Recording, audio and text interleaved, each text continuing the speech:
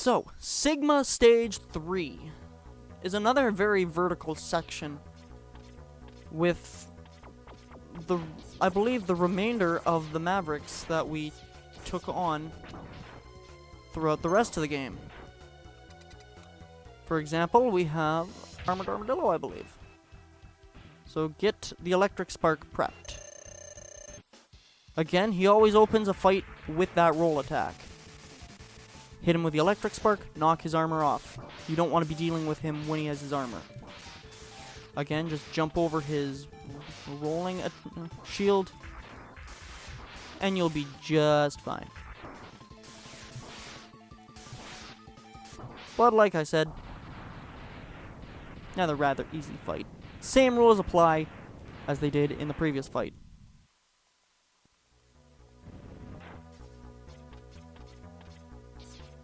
I'm going to get a fully charged X-Buster prepped because that bat ate my friggin' X-Buster shot. Now this is another grand example of the bad respawn rates of the stage, of the game in general.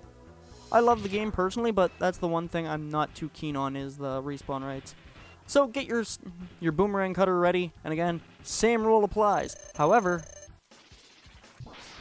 we can very much so tell where we have to stand in this encounter with Sting Chameleon. If you just go between the two pipes, you have the perfect spacing between you and Sting Chameleon to stun lock him. So moving on to our next encounter. Our next encounter is actually... I'm actually going to bring out the boomerang cutter again. Never mind, I'm going to actually shoot this guy through the wall. And then I'm going to bring out the boomerang cutter. Too far. There we go. Perfect. Now that should... Theoretically, it should... Oh, it's Spark Mandrill. I don't even need to worry. Get the shotgun ice prepped, because we're going to stun lock Spark Mandrill as well. There's his electric attack he didn't use in the first fight. But like I said, just jump over it, and you'll be fine. But again, the same rule applies here as it did then. Spark Mandrill's a joke. You shouldn't be taking any damage against Spark Mandrill if you have his weakness. So moving on. Gee, I wonder if the next Maverick we're gonna fight is Launch Octopus. Couldn't possibly be. Nope, nope, nope. So I'm gonna get the rolling shield ready. Now, there is something I want to bring up about Launch Octopus, as well as Flame Mammoth. There is something really, really interesting about them, where if you hit them with the boomerang cutter, you can actually take their tentacles. Well, in Launch Octopus's case, you can take his tentacles off, and in Flame Mammoth's case, you can take off his trunk, eliminating a lot of their attacks. Let's see what I mean by the strong arm him. Not a very hard boss whatsoever. Alright, so the next boss, I believe that is 7 that we've taken down. So the next one we have to beat... Ouch. The next Maverick we're going to beat up is... Yeah. Flame Mammoth. Again, same rule applies. Actually, now's the perfect time to demonstrate. I'm gonna take Flame Mammoth's trunk off to prove I'm not lying. He takes a bit of finagling, but there goes his trunk. And now he becomes a hell of a lot easier, because you don't have to worry about his oil things creating even bigger fire attacks for you to worry about. And you don't have to worry about him changing the direction of the conveyor. Meaning you don't really have to be concerned about the walls, and you can just strong arm him as well. So get the boomerang cutter prepped, because this is the final boss before the final Sigma stage. I never remember the name of this boss fight, but its weakness is the boomerang cutter. Now, it can crush you, and if it crushes you, that does a ton of damage. Look at that. Does like a quarter health bar. Now, I know that its weakness is the boomerang cutter, but it has the similar sort of attributes as Flame Mammoth, and can make you trip and all that. But, yeah, that electric orb attack, I've never figured out how to avoid effectively. But that is Crusher. I don't know his real name. But now we're moving on to the final Sigma stage, which I dare say is one of the easier boss fights of the game. And there is a bit of a grind spot in here for us as well. As you see, I have one sub-tank. I do not feel comfortable fighting Sigma with one sub-tank. So, if you see these sort of creepy crawly bug robots, they infinitely respawn. They drop one of three things. They drop health energy, they drop weapon energy, and they drop extra lives. In order to effectively grind for health, charge up the X-Buster and shoot as they're coming out. Doing that, you're going to want to pay extra attention to what they drop, because if you don't chase after what they drop, and you see what they drop but it's already at the bottom of the screen, well, tough. That thing's gone. And it will despawn, and you have to wait for the next one. So, I'm pretty much... Ooh, extra life. I'm going to actually grind up my sub-tanks again, because I feel more comfortable fighting Sigma with 3 sub-tanks rather than 1. So, I'm going to cut here and get my sub-tanks nice and full and prep to fight Sigma. Alright! We are full on health. We have full sub-tanks, full extra lives, full weapon energy. We're ready to take on Sigma.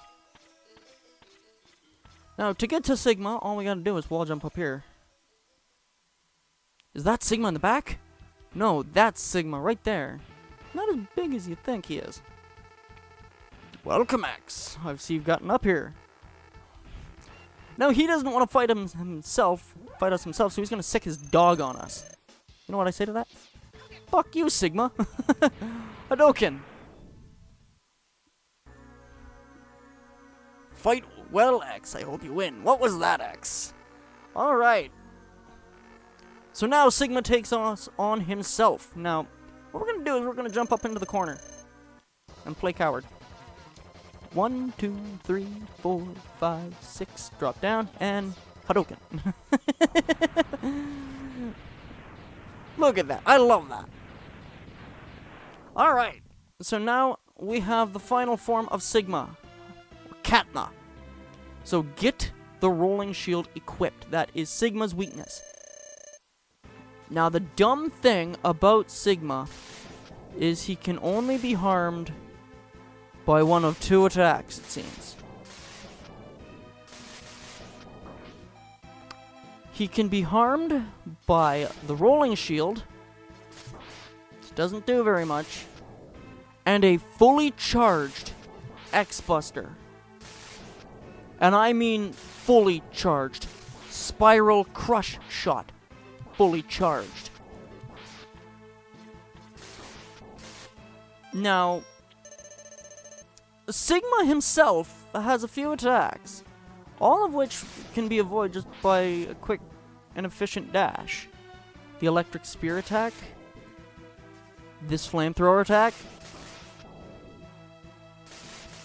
Most of Sigma's attacks are rather easy to dodge, including his laser hand, which is very, very telegraphed of where it's going to be if you don't dash into it like an idiot.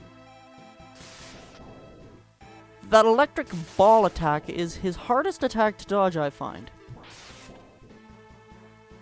Now, there are two ways you can get up to actually hit Sigma with the rolling shield. You can wait for his hands to come down to you. Alternatively, which is a much more dangerous way of doing it, you can wall jump up onto his hands and hit him with the rolling shield that way. I wouldn't recommend doing that because you risk you run the risk of jumping up into his hand, the actual spikes, which do a lot of damage, by the way. Sigma himself, though, isn't very hard. He just does a lot of damage, and I mean a lot of damage. Like five or six hits from some of his stronger attacks and you die. Kinda strong. But, all things considered, Sigma himself isn't very hard. It's just his damage output, which is shocking. But that is it. That is the original Mega Man X, ladies and gentlemen. Very, very easy Mavericks. Very fun game, all things considered. But now X Belmont watches as Castlevania crumbles in the background. Wait, wrong game.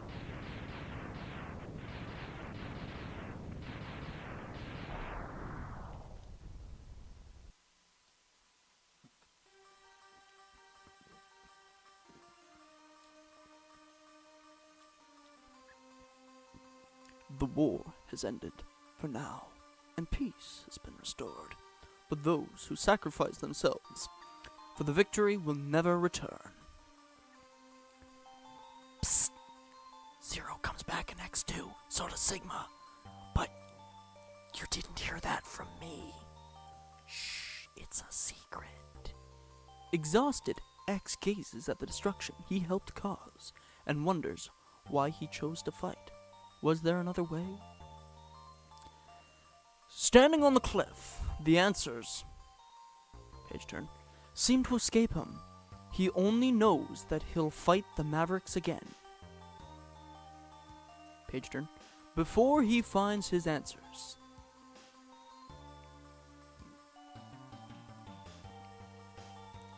How long will he keep on fighting? How long will his pain last? Page turn. Maybe only the X-Buster on his hand knows for sure. ...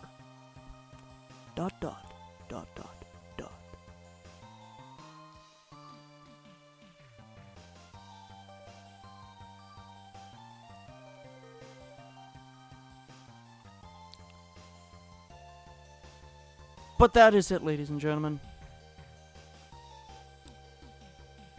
That is Mega Man X. It's my favorite Mega Man game, even though I didn't start with the X series, unless you want to count Command Mission for the GameCube, but I don't really count an RPG as a traditional Mega Man game. In terms of traditional Mega Man games, I started with the original Mega Man, but I love X. It is my favorite Mega Man game ever. The original Mega Man X is fantastic. But anyway, we get this nice little enemy roll call of all the Mavericks and all the Reploids and all of the characters pretty much in the game, including the names of the stages themselves, which I do find is really nice. If you know which stage is which. For example, the forest stage I know is Sting Chameleon, the tower stage is Boomer Quanger, the Ice Mountain stage is obviously Flame Mammoth, clearly. No, it's Chill Penguin's stage. But that I really do like this roll call of all the cast members, because you learn the names of all the enemies and stages. I like that. I think more games should do that, personally.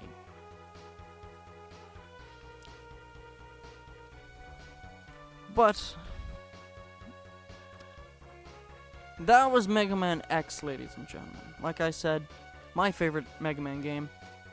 It's super available and super accessible to play. You can get it on the Switch, you can get it on the PS2, you can get it on the PS4, you can get it on the Xbox One. If you're feeling really old school, you can get it on the Super Nintendo. Or, if you don't feel like doing any of that, you can just emulate it on emulator. The game's not too taxing of a game either. It's rather easy to play. And it runs rather smooth, even on older computers. If you're emulating it, that is. But I love this game. It's got fantastic music. I love every track in this game. I love the credits music. I love the password screen music. You know, the password screen. The screen and the music you only hear for literally at the most 5 seconds. I like that song. Every track in this game is good. The control is super tight. Wow, the sound designer was Elf. Like Buddy from Elf, featuring Will Ferrell? Probably not, but one can dream. Professor F. Professor Farnsworth. Holy smokes. How about that? But the control is super tight. The jump arc is just right. The armor upgrades are fantastic inclusion. And I do mean all of the weapons are such a joy to play with, even though I used the X-Buster for the entirety of the playthrough. And the sub-weapons were mainly just Maverick fodder. Basically boss weaknesses. But that's kind of how it goes with Mega Man games. You get a new item, you test it out, see what it can do, play around with it. And if it doesn't really suit your interest, you put it on the back burner and it becomes boss fodder, pretty much. That's how it's always been with Mega Man, even since the original. I never really used most of the weapons in the original Mega Man except for the Ice Beam. You've only won a temporary victory. What you destroyed was only a temporary body. My spirit remains intact. In time, I'll find other bodies strong enough to do my bidding, and I'll return. I shall see you soon, X. Very soon. That's right, Sigma comes back in X2. It's not even hinted at. If you're playing an average Mega Man X game, like just the normal Mega Man X games, 1 through 8, and you don't think Sigma is the final boss of that game, well, you're wrong. Sigma is always going to be the boss of a Mega Man X game. But anyway, ladies and gentlemen, thank you so much for watching. My name's Braden, and I will see you all in the next Bray Plays, which will be Sonic 2. However, next we meet in the Mega Man series, in the Mega Man X universe at that, we're going to be looking at Mega Man X2. Take care.